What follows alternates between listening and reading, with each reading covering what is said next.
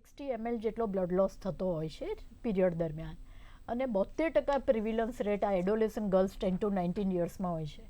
એટલે જો પીરિયડ વધુ પડતો થઈ જાય તો એનિમિયા તો ઓલરેડી 72%માં છે જ, અને આટલો બધો બ્લડ લોસ 80 ml પર પીરિયડ કરતાં વધારે થઈ જાય તો પછી એ વધુ એનિમિયા એટલે કે સિવિયર એનિમિયા તરફ જાય છે.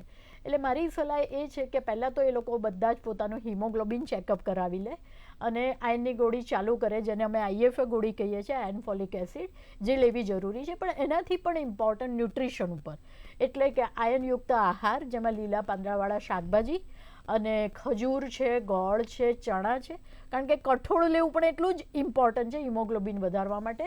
તો આપણે આ બધી જ વસ્તુઓ કરીને IFA ગોળી લઈએ તો મને એવું લાગે છે કે આપણે ઘણી બધી વસ્તુઓનો સામનો કરી શકીશું.